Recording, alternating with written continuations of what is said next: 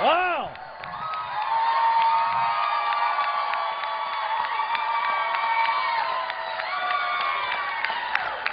Conservatism is alive and well in Missouri and Minnesota.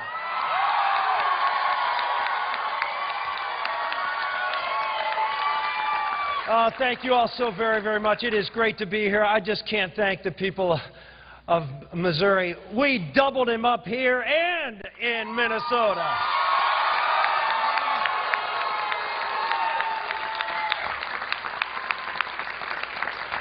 I want to also thank, I have to always thank, first off, let me just thank God for giving us the grace to be able to persevere through the dog days and blessing us and blessing our family. My wife, Karen, here, what a rock.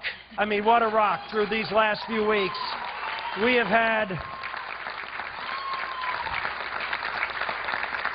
had more drama than any family really needs, and she has just been an amazing rock and a great blessing to me, and I just want to thank you in particular, my sweet, for all you've done. Thank you. You're amazing. Thank you. I love you so much. I want to thank my kids, the two who are here, Elizabeth and John, and all the kids listening home. I'll be home in a couple of days. It's been a while, and I just want a particular little note to my Bella, who I know is watching me and looking at her daddy. So I love you, sweetie. Thank you so much for getting healthy.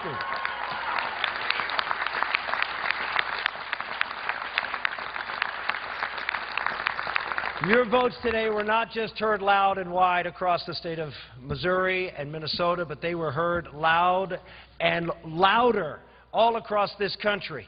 And particularly in a place that I suspect, maybe in Massachusetts, they were heard particularly loud tonight.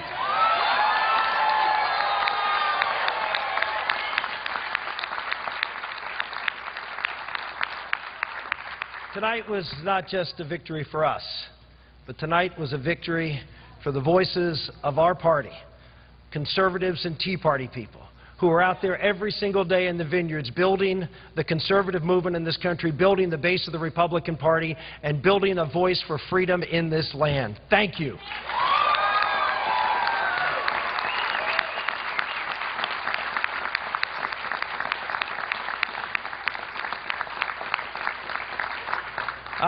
There's probably another person who maybe is listening to your cheers here tonight also.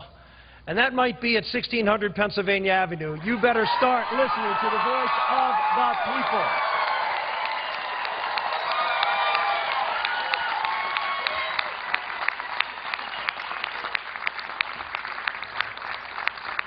But then again, I wouldn't be surprised if he isn't listening. Why would you think he would be listening now? Has he ever listened to the voice of America before? No, why? Because he thinks he knows better. He thinks he's smarter than you. He thinks he's someone who is a privileged person who should be able to rule over all of you. But we have a different message for him. He's someone who, well, let's just go look at the record. If you look at when it came to the Wall Street bailouts, did the President of the United States listen to you when it came to bailing out the big banks? No. Why? Because he thought he just knew better. He and his friends on Wall Street knew better than what was good for this country. When it came to the problems that were being confronted on Obamacare, when the health care system in this country, did President Obama, when he was pushing forward his radical health care ideas, listen to the American people?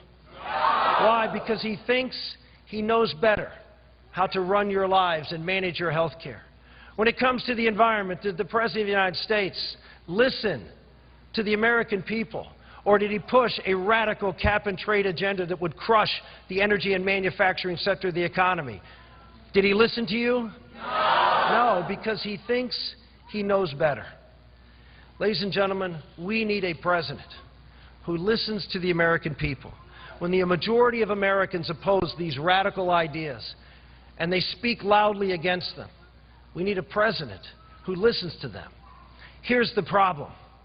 The problem is, in this Republican field, you have been listening. Tonight, the voters of America, the voters here in Missouri, the voters in Minnesota, and I'm hopeful the voters in Colorado, right?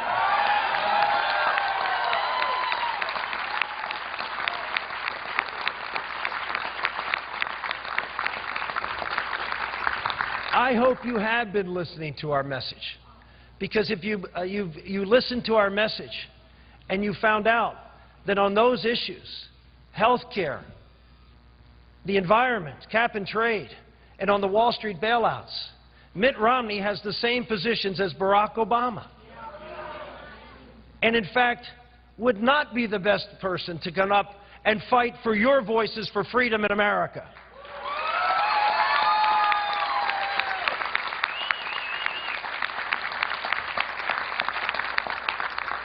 Ladies and gentlemen, I don't stand here to claim to be the conservative alternative to Mitt Romney. I stand here to be the conservative alternative to Barack Obama.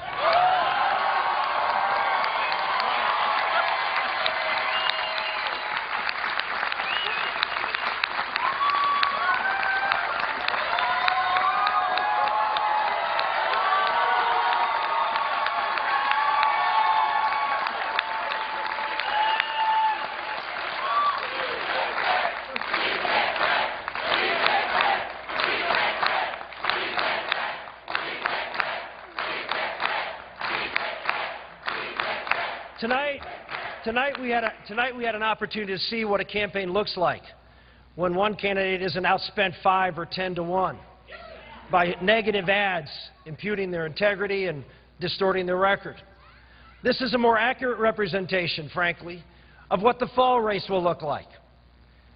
Governor Romney's greatest attribute is, well, I've got the most money in the best organization. Well, he's not going to have the most money in the best organization in the fall, is he? No, we're going to have someone who has other attributes to commend himself to the people of America. Someone who can get up and make sharp contrasts with President Obama. Someone who can point to the failed record of this administration and say that Barack Obama needs to be replaced in the Oval Office.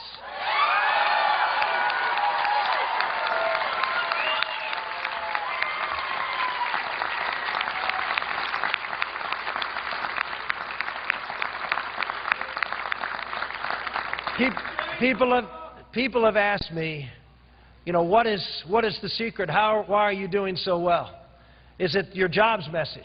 And yes, we have a great jobs message talking about everywhere we go, and particularly here in the industrial heartland of Missouri, where they still make things here in Missouri, by the way. With the message of, as the Wall Street Journal called our economic plan, supply-side economics for the working man is resonating in Minnesota and here in Missouri and across this country. And you see that when you have a Republican out there talking about growth, but talking about growth for everybody, right?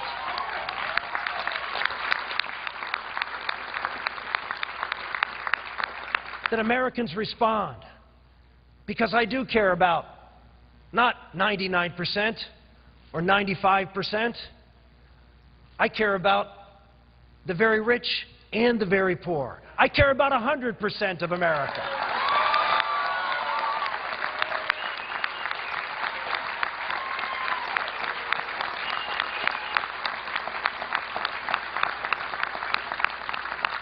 The real message, the message that we've been taking across this country and here in Missouri, is a message of what's at stake in this election.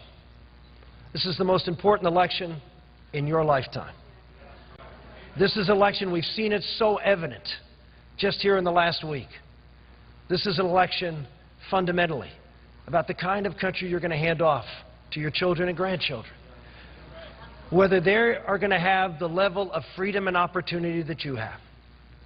And we have a President of the United States, as I mentioned, who's someone who believes he knows better, that we need to accumulate more power in Washington, D.C. for the elite in our country to be able to govern you because you are incapable of liberty, that you are incapable of freedom. That's what this president believes. And I understand, and Americans understand that there is a great, great deal at stake. if this president is reelected and if we don't have a nominee that can make this case and not be compromised on the biggest issues of the day, but can make the case to the American public that this is about the founders' freedom. This is about a country that believes in God-given rights and a Constitution that is limited to protect those rights.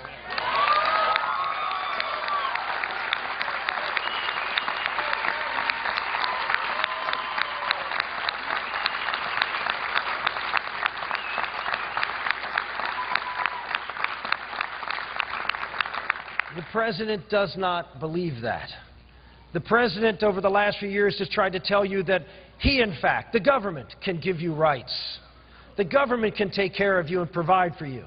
They can give you the right to health care, like in Obamacare. Well, look what happens when the government gives you rights. When the government gives you rights, unlike when God gives you rights, the government can take them away. When government gives you rights, the government can tell you how to exercise those rights. And we saw that just in the last week with a group of people, a small group of people, just Catholics in the United States of America,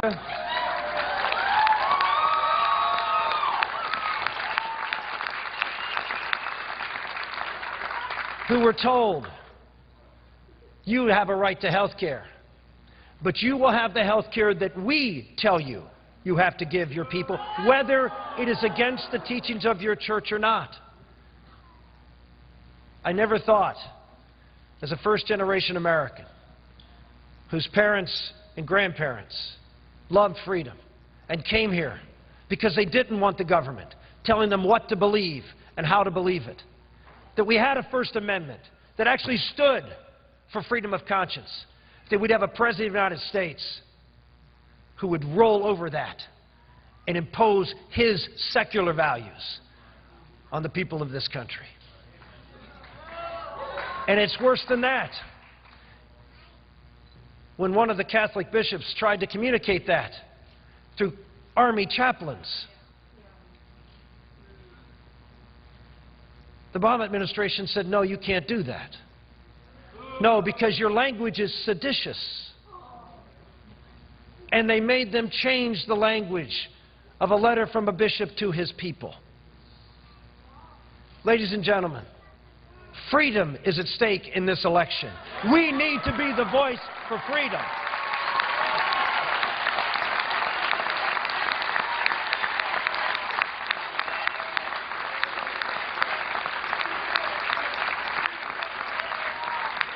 In that founding document, the Declaration of Independence, at the end of that document, those founders signed their names. But the last clause of that document says we pledge our lives, our fortunes, and our sacred honor. Ladies and gentlemen, every generation of Americans doesn't create freedom, but they have, in many respects, a harder job. They have to maintain freedom. Your charge tonight here in Missouri, because we're not done yet with you here in Missouri. You got a caucus coming up next month.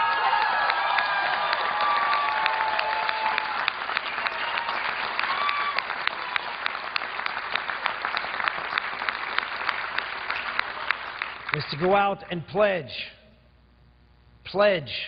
No, not your lives. Maybe your fortune. RickSantorum.com is the website. But your honor. The honor that you stand on the backs and the shoulders of your ancestors, the people here in St. Louis, the people here in Missouri, the people across this country who sacrificed for this country, for the freedoms we have. America's honor, your honor, is at stake.